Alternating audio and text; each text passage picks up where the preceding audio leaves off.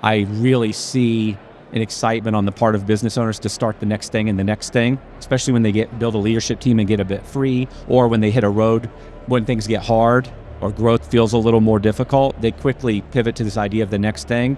And what I learned is absolute focus in growing things bigger is where all the speed and all the money's at. Hi, I'm Paul Giannamore. I wanted to welcome our new subscribers to the channel. You know, historically, Potomac TV has been focused on business and operational information and interviews for residential and commercial services business owners.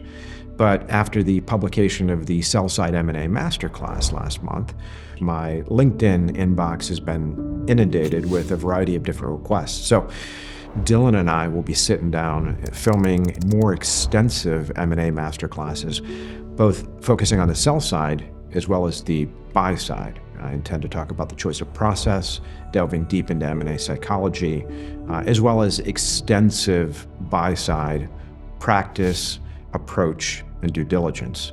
For those of you who have not subscribed, you can click below and subscribe to the channel.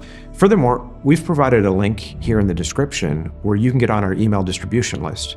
And if you do that, you'll receive an email right in your inbox with our latest publications. Feel free to put a comment below on the types of things you want to see. I mean, this channel is largely driven by you, the viewer, and what you want to see from us. Again, thanks for joining us here at Potomac TV.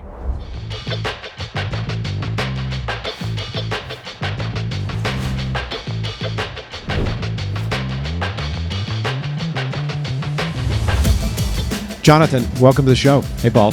Hey. So you run one of the largest pest, lawn, and arbor care businesses in the Dallas metro market, and you're also the founder of Service Autopilot, which, you know, at the time, or at least when you were running it, was the, I guess, largest ERP CRM system for the green space? Serving maintenance specifically, yeah. There were some landscape solutions that we didn't go after that market that were big. And you're still, you partner with private equity on that, but you're still a participant in that business to a certain degree, correct? Only from the cap table standpoint. I'm not active on a day-to-day basis. Got it. Well, good. Well, so how'd you get your start in this? Let's go all the way back. Grew up in the middle of nowhere and wanted to figure out how to make money, and started mowing lawns when I was 14, and quickly discovered that you can make a lot more money than working at the local grocery store. And by the time I was in high school, I was making more than my teachers and probably coaches, and that changed my worldview. It was like, oh, this is what I want to do the rest of my life. I just didn't have any examples of how it's done or know anybody that was really successful or wealthy, so I went on a journey to figure it out. Did you have employees mowing lawns for you, or were you doing it all yourself? In high school, I had 2. Okay. Yeah. They were kids, like whatever kids Right. I could get, and they were highly unreliable, but yeah, it was me and then sometimes the help. Okay. So you started mowing lawns. You doing this in high school, then from there, what? So I did that, and then I started buying and selling cars in high school. I had 8 or 10 vending machines. This is all kind of that high school, freshman year, college range. And then I got married at the end of 21, and I knew I was going to get married. And I had saved all my money since I was 14, and I thought this marriage thing was going to jack up my savings. And mowing the lawn, I was going to college to get a degree in tech, computer information systems, and so the point is, I took a job at a software company because I didn't want to burn down my savings during the winter, from the mowing the lawn thing. Yep. And that was around 20 years old. And so I spent 4 years at a software company in the decision support industry, which would be kind of similar to what people call AI today. Kind of rewind 20 years though. What kind of software was it? Transportation. So we had a fuel optimization system where we would tell trucks, like long haul trucks, where to stop and buy their fuel and how much to save them money. And then we had some financial systems that would figure out how valuable freight was and the routing and things of that sort. Just a whole variety of tools serving the long haul industry. And at this point in time, you're an employee of a software company. I'm an employee, yeah. Okay. So you did that for 4 years, and then what made you jump out? I wanted to work for myself. Okay. So I convinced my business partner, who later became my business partner in Service Autopilot. I convinced him to leave. He was essentially my boss, 7 years older than me, and we started our first software company together. So that company I worked for was in the trucking industry, and we went more after the logistics space to do something completely different, a mapping-based system. It was really early at the time. There was no Google Earth, a mapping-based system to track the flow of freight around the country from a logistics standpoint. There was more to it than that, but we went out and started that business. And so how'd that go? It was tough. It was a time before Google Maps, and it was just the two of us. I didn't know there was such a thing as raising capital, and that was never an idea. I had saved, probably as a 23-year-old, I had just over 100,000 saved, and he had some money saved in a 401k, and we went, and both our wives were stay-at-home moms at this point. Or no, his wife was working, and we just went all in, and writing code, and then getting our client, trying to get some early clients. And really, in the end, the problem was too complicated. Without getting into too much detail, back then, to map the entire North American highway system in technology, there were gaps in the highway system. And so you'd buy this data from the government, and it was incomplete. And so we're literally drawing, using they're called ArcGIS tools, we're literally drawing the highway system of the United States where there are gaps, so that when we're plotting your truck, it's not floating out in space. And between that and some other technical challenges, we just didn't have the money to see that project through. So after a few years, we had to throw in the towel. I mean, did you guys make any money on it at all, or was it a total bust? Total bust. Okay. Lost. You never, you had no client? We had a couple clients, and our biggest client was a company called Burlington Motor Carriers in Indianapolis. And they were more of a carrier than a logistics company. And they went bankrupt. They had 11 or 12,000 trucks, and they went bankrupt on us. And that was sort of the reconsider the situation moment for us, when we thought, how are we gonna live, and how are we gonna finance this thing? Now we've lost the client we've been working with for several years. They're gone. Yep. And we were starting to get pretty nervous that we may not have enough runway to pull this thing off. We've made real progress. We were excited, but we were also starting to get, we had been getting kicked in the face a fair bit, and so we were starting to wear down. I'm interested in how the ending was for you guys, because a lot of entrepreneurs run into this, right? They get so gung-ho about a business, they put a lot of blood, sweat, and tears into it, dump a lot of resources, and then at some point there's a necessary ending, which is oftentimes not easy. So what was that like for the two of you when it came, like the realization, the actually shutting it down? It was brutal. I had 2 little kids at home. My wife was a stay-at-home mom. We had burned all of our money. I sold one of our cars and bought a $2,000 car from my grandmother. And my wife was driving like a Nissan Maxima, and would have rather been in a Yukon or a Sequoia or something, with the kids. It was brutal. And I'm sort of lost. Like, that really defines what happened next for me. I was lost. I just knew I didn't want to go work for somebody, but I was not sure what to do. And so I went on this journey of trying to figure out, what am I going to do next? And I started piecing things together. My business partner was pretty beat down as well. He had burned down their 401ks. Everything was essentially gone for them. And he went and got a engineering job, essentially, in technology, architectural job, and was able to start piecing things back together. And their life started to improve pretty quickly because he made a lot of money. Whereas in my case, it was very hard for him, though. In fact, to a degree that for a number of years, it was almost hard to talk on the phone, because he would recite, or we'd recite the events prior, and I just didn't want to have those conversations. So it was a really, really difficult time. So he went off and got a job. You weren't going to do that. So then what was kind of your next step? You got 2 kids, you got a wife who can't be happy. No, it's hard. I mean, I'm amazed at what she put up with. Yeah. She's been on this whole journey, and I just can't, it's back to, you've got to have the right spouse to go on this journey with you. And fortunately, she was the right one, because it was a beat down, and it was stressful for me as well. So I just started piecing together whatever I could, and I ultimately decided to just start doing tech consulting and try to scrounge together a client list and start offering to build software, or if I had to, a website, something really elementary for them, whatever I could put together. You mentioned the right spouse. So many times, a wife would say, Jonathan, what the hell are you doing? Like, just get a job, wait tables, do whatever you have to do. What sort of conversations did she have with you back in those days? I might have put all that out on my mind because I don't remember. The main things I remember would have been around the kids. Like I gave the example, she's driving a cheap Nissan Maxima we had bought, and she would want to be in a Sequoia, needs more room for the kids. I started young, and so all of our friends have always been 7 and 10 years older than us. Yeah. So now in my world, I'm compared to they're driving a BMW and a whatever, living in a big house, doing the vacation thing, and we're not doing any of those things. We're building. And so that is the main thing I remember. I remember feeling that pressure. And I remember having that conversation of, well, eventually, but we need to wait. We can't do this yet. I'm not getting that loan to buy that thing. I want to build. And that's the main stress. She was good about it, but I know it was that moment where that started, and for the next probably 6 years, there was periodic elements of stress like that I very much remember. So after the fallout from the software company, what was the next venture you got into?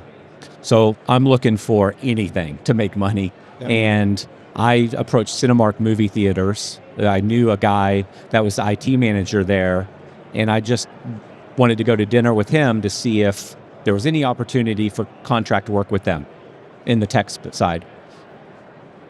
Years earlier, I had this really good friend in middle school, and he remembered that relationship. That guy had moved away. I never saw him through high school. He brought that guy to dinner just because they were friends, and he knew I happened to be friends in the past. That guy had just started a cleaning company. And that guy, he said, hey, I need help with bookkeeping. I need a website. I need all these things.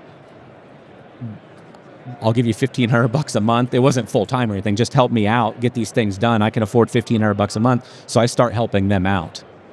And then I start getting these random projects, and I start piecing stuff together. And not long after working with them, they said, hey, do you want to be our partner in this thing, this cleaning company? And so I went down that road. I kept doing the tech consulting the whole time.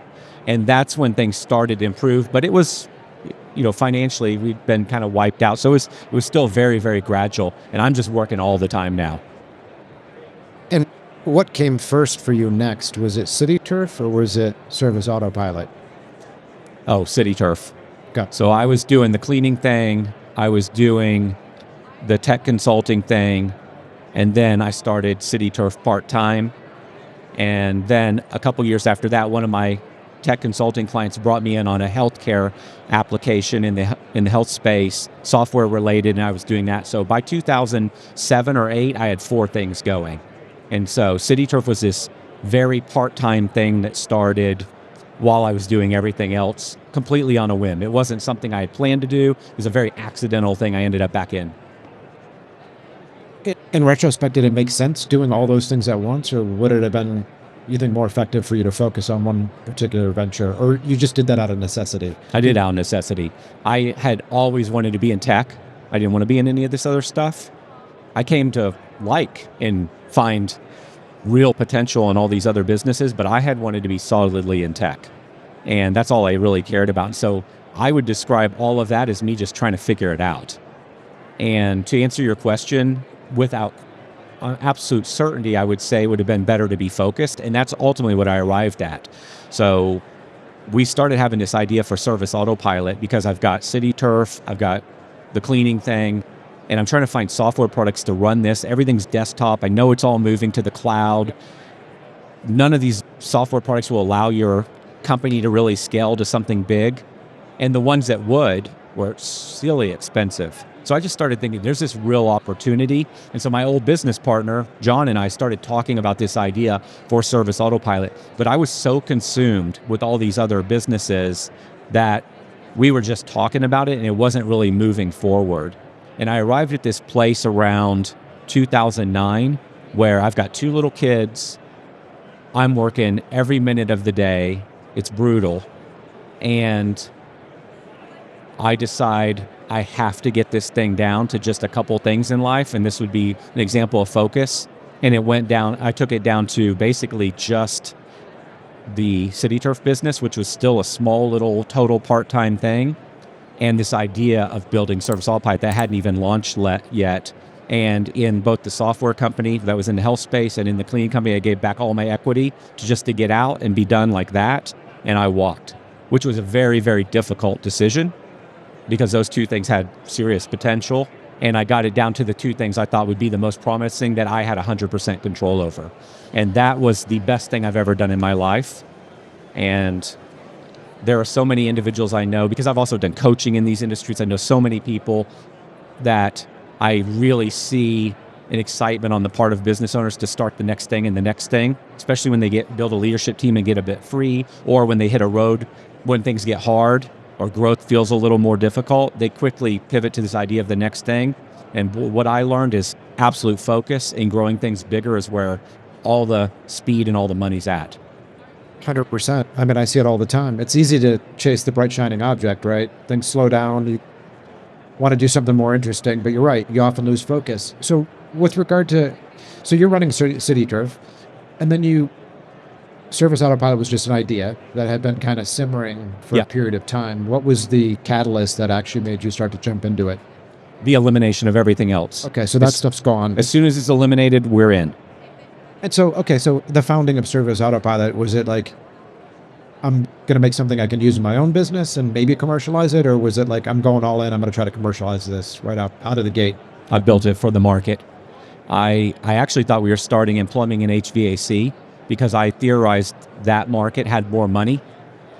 Whereas in the lawn care, pest, cleaning, those trades, while there's money, I was seeing a lot more guy in a truck, and you have plenty of that in HVAC, but they tend to make more money for one guy in a truck. And so I theorized that market was more lucrative financial. They could pay more for technology. But pretty quickly as we started to, and so that wouldn't have been actually serving any of the businesses I owned. But as we started thinking about it, I was trying to figure out who has pain really early in their business where they need a solution. And the HVAC or plumbing fella can use Google.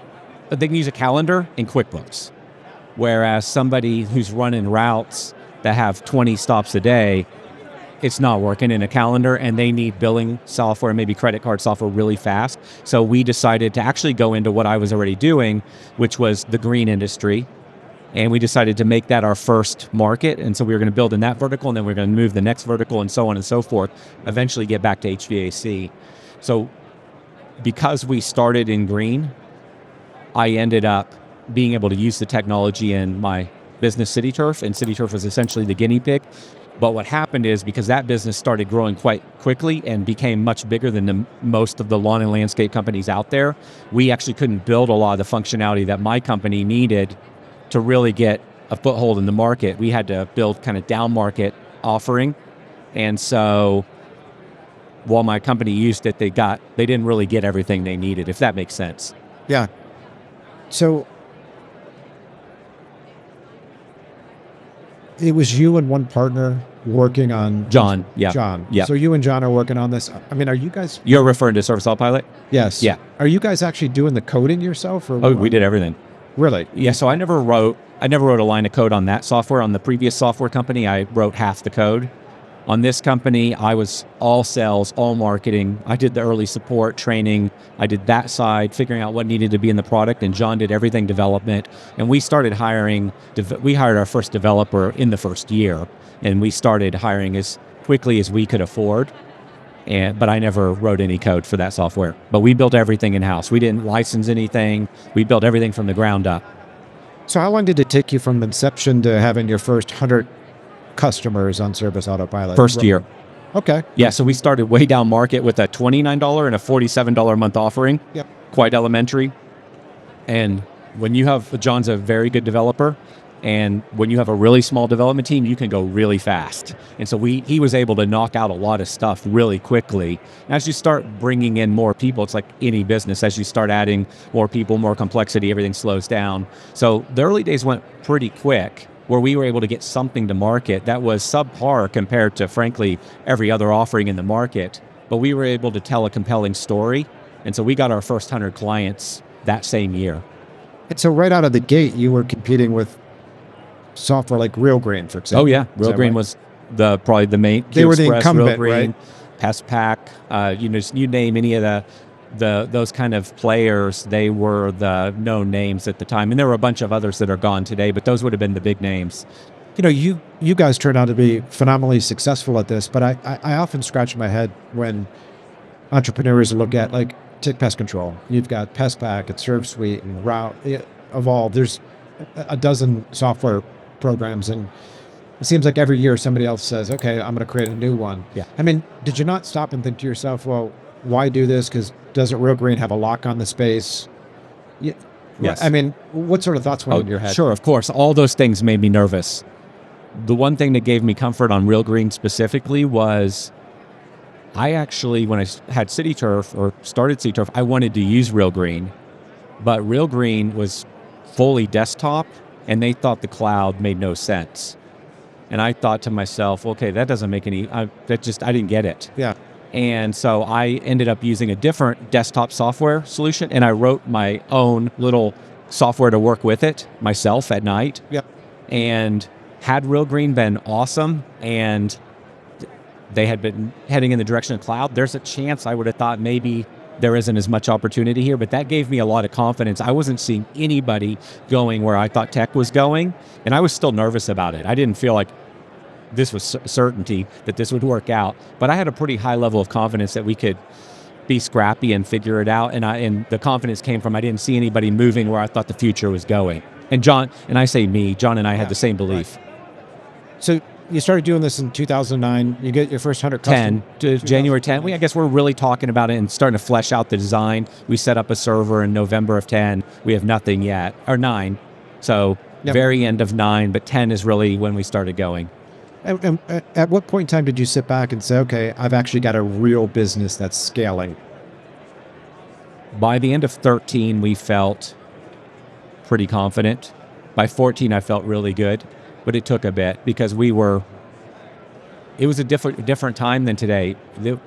People, even in 2012 and 13, were worried about this cloud thing. They thought I could lose their data or steal their data because I had this CityTurf business. So some people thought I was going to log in and look at all their information and steal it. Right. It just made no sense to me, but there are lots of things like that. A lot of things we had to overcome to convince people that we were the direction. But we were now getting enough traction by 14 and we were past break even. Took a while for us to get to break even because I never raised capital, I never used debt. And we knew from 14 on, I was certain we were going to do good. But it took a number of years to get there. It was touch and go at times. So basically, up until 2014, roughly, CityTurf was paying your bills, for the most part. CityTurf would have... It was supporting the family. Yes. By that time, it would have been... I would have been making money. For the first 5 years of CityTurf, I put all the money back into it. So I was trying to think about that. Yes, I would have been making money at that time. And I had rebuilt my savings, so we could subsidize our lifestyle with savings at that time. And I had used, at one point in Service Autopilot, I was funding it at $20,000 a month out of my pocket. But that only was for one calendar year. And so, yeah, you're right. That's probably how I was living at that time. Okay. So so as you continue to scale Service Autopilot, you ultimately ended up partnering with a private equity firm. And what year was that? That was, the deal was closed at the right? 19, the end of 19, right? August. That's right. Yeah, we've talked about this. I wish it had been. So yeah, we closed the deal at the very end of August of 19. And what took you down that path ultimately? Back to Real Green. Actually, that's funny. So Real Green is the very same reason I had confidence because I thought they were good. I'm not diminishing them. I thought they had the best technology at the time. They just weren't heading towards cloud, and so I thought there was an opportunity. And they only did fertilization weed control, and I needed more. Very same thing. In 18 or 19, I heard about this rumored transaction. I knew about the transaction, but I heard a rumor of the number on the Real Green deal, and I knew Real Green was still heavily desktop with their foot in the door of cloud, some number of users on the cloud software, and I thought, man, if they got that for still a heavily desktop software solution, maybe we should actually start answering some of these private equity calls that were coming in all the time. And that led me to say, I asked John, because neither one of us wanted to sell. We wanted to keep building. If I would have put a date to it, I would have said around 2025 we would have considered selling. It wasn't even something we entertained. So I went to him and said, hey, what do you think of me just looking at the market? Because this is interesting. And I went on this exploration of talking to tons of private equity companies and ultimately talking to investment banks. And I got comfortable with the idea that this could be something interesting and maybe we should see if it has legs. Okay. So you did that transaction in 2019, but when did you, along the way, you started a very robust coaching and consulting business. Yes. So you're doing Service Autopilot, you're running CityTurf, but of course, I know a lot of folks who've kind of grown their businesses under your wing over the years. Yeah. So where'd that come in? Yeah, so I wasn't running CityTurf. There was a person who's now a partner in the company, but back then he was running the whole company. So I had complete freedom there. I didn't have to do anything ever for that business. Service Autopilot now, we started coaching in, I think 15 or 16, I don't recall which, 15, beginning of 15. Service Autopilot is now doing pretty good. I don't have a full leadership team, but we're really moving in a direction where I'm getting more and more time. We're building that team. And to try to fund Service Autopilot, years earlier, I did these things called roundtables where 4 companies could fly in. They'd pay $3,000 each. We'd sit in my office for 2 days, go out and have cool dinners, and I'd just help them with their business. I didn't have to do any prep. It was super easy. This is the very beginning. I did 8 of these things in a row, and it just generated a little bit of marketing money for the Service Autopilot business. And I really liked that. And all of those individuals became even better Service Autopilot members. And so then this idea was brewing in my mind because I didn't see any. There were a couple people in the green industry helping other companies, but I didn't see a lot. And so I had this idea, and at the end of 14, I threw an event to try to sell my coaching program. Had 120 companies come, and basically between that event and 30 days after, we sold out. We put an artificial 100 cap limit on 100 companies can join our coaching program. We sold it out in 30 days. And that was the launch of the coaching business. And it's just something I did in parallel with Service Autopilot. And frankly, I did it because I just wanted to. There wasn't a great, strong argument for why I was doing it. I just wanted to. And then I ended up really liking it. And so you did that. How many years did you do that for? You're not doing that now. No, I did that up until 21. Okay. Well, and what made you quit? It was lumped into the Service Autopilot deal. And it was too I didn't want to mess with the deal and try to carve that back out. I knew that nobody was really interested in that part of the business in terms of somebody acquiring it. And I knew it was going to probably just end. It would be shut down when I left the business, and just as it essentially was. But to have a conversation and try to carve that back out of it and then try to separate finance, I didn't want to mess with it. So there was no way to separate it, and it got sold with the business. And so for that reason, I didn't continue it. But now this is back on your radar again, doing this sort of stuff. So let's talk about. I didn't think I was going to do it again, but it's coming back around. Yeah. Yeah, I want to talk about. So you had a phenomenal exit from Service Autopilot. You've got your CityTurf business. Now you've got 5 for 50. It's a next startup. Where are you going with this? Well, CityTurf. Look, I'm a little more active in CityTurf. I hadn't been active forever. Okay. I'm getting back involved in the business. We're building out a marketing team, a recruiting team. There's some different things we're going to do. The fellow that's running it is also interested in it getting bigger and bigger and more quickly. And so that excites me. That sort of gets my brain back in the game as well. There's a high probability I end up doing another tech business. I could go either way. Okay. I am actually involved in a tech business that just hasn't been announced yet, a little bit. And then there's another one I might potentially do. But and then there's unlimited opportunities to invest in other service delivery companies. In fact, Friday when I get home, I'm working on a deal potentially there that I may or may not do. So there's a lot of things of that sort coming. But what you're alluding to that just nags on my brain is the coaching thing.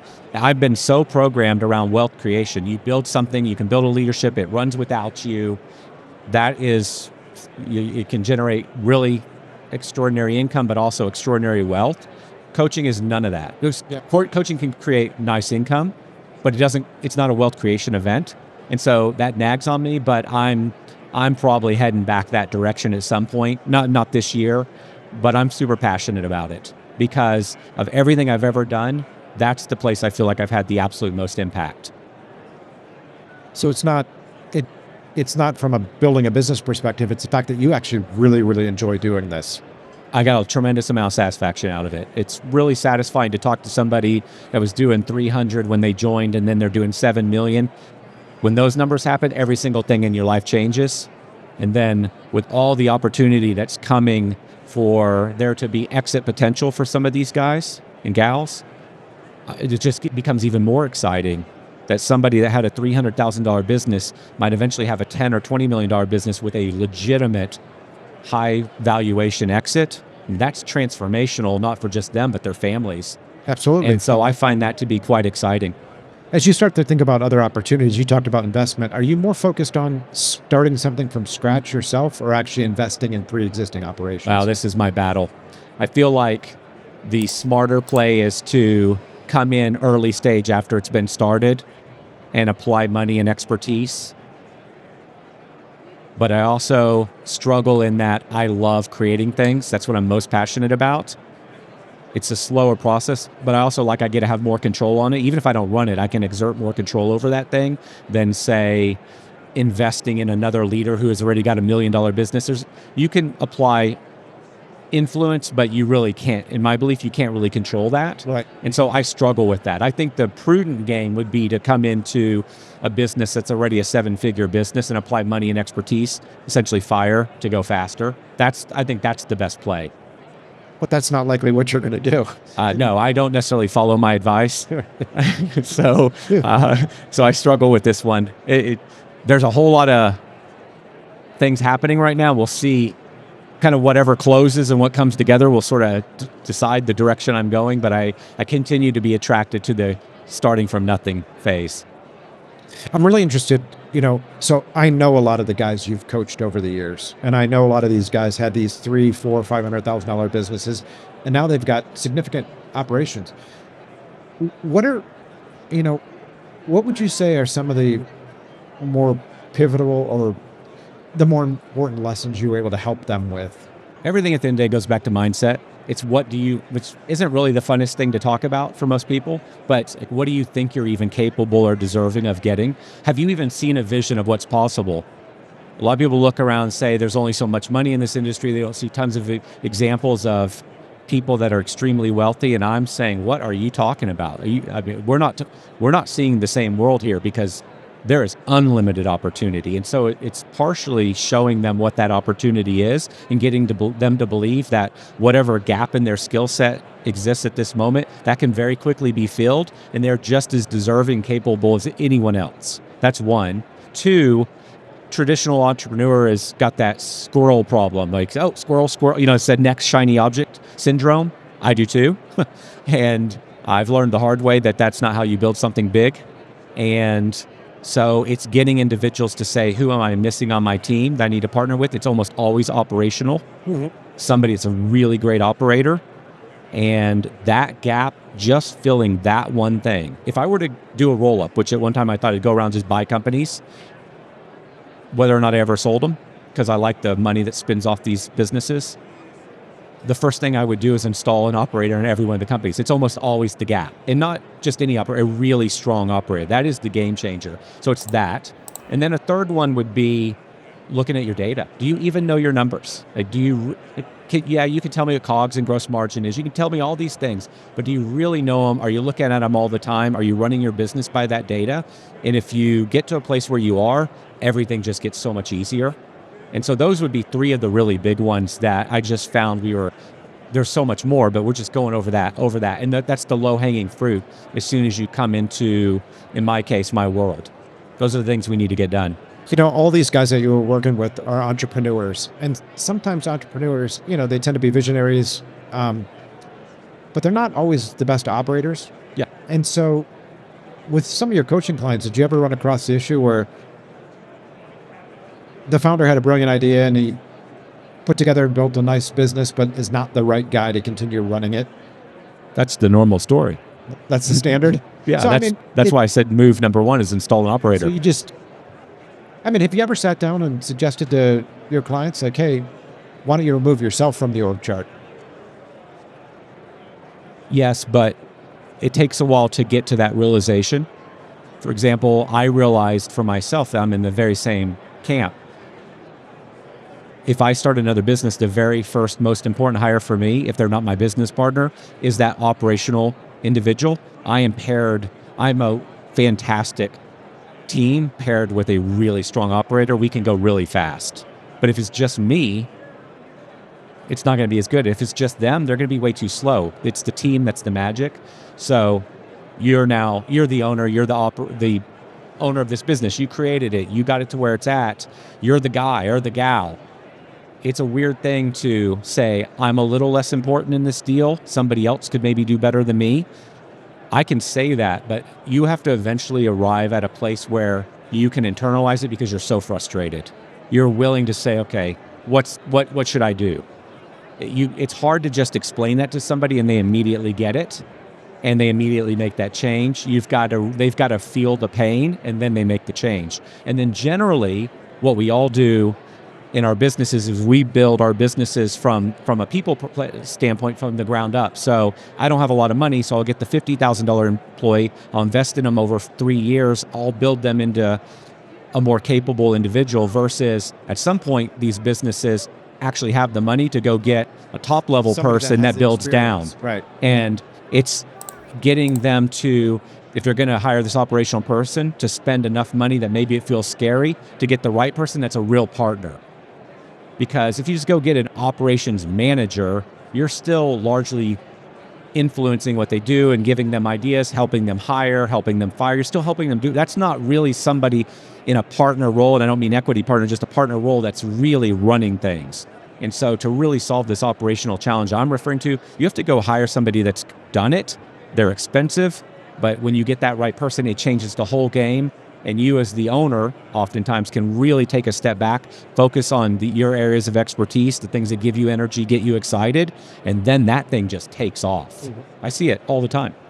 So you're a guy who held a job for a small handful of years during the course almost of 4 life. years. Right.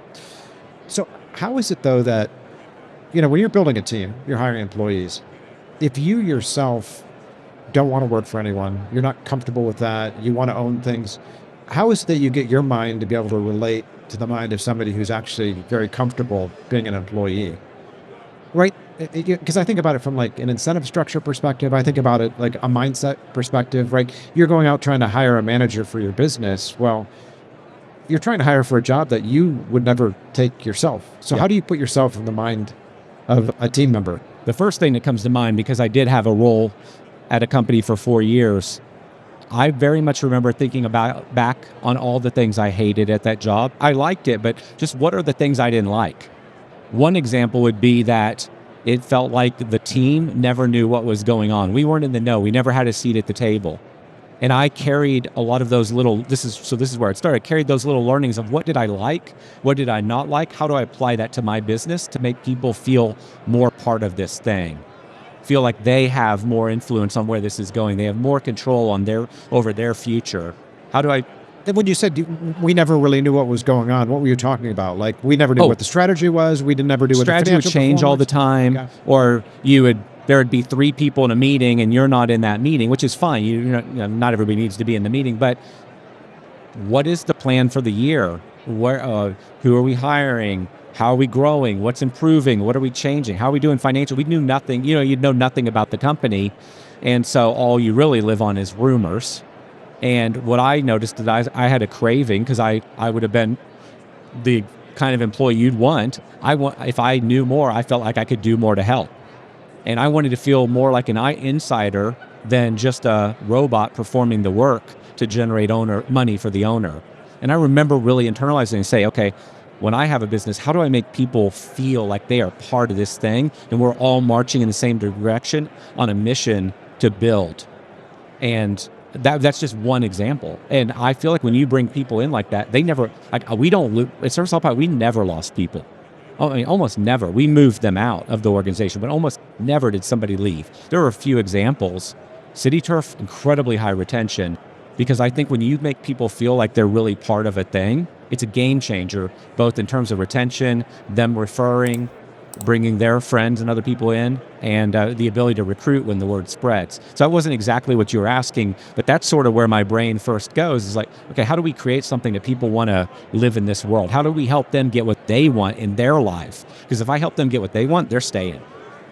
And how did you, at CityTurf or Service Autopilot, how did you make them feel that way? I mean, were you particularly transparent with them about financial performance, for example? Not as much on financial, but we were transparent on almost everything else. I felt like that was going on. As we got bigger, there were some mistakes made where we were running so fast that I felt we stopped communicating as well. For example, I used to we do lunches, and every month I'd stand up in front of the company and talk about what's going on while everybody has lunch. Yep. And every month I gave a State of the Union video to the team. Every quarter I gave an update on where we're at, what's the roadmap, where we're going. I did that. And then there were times where that stuff kind of fizzled, and we were just so busy, and I felt that I could feel that.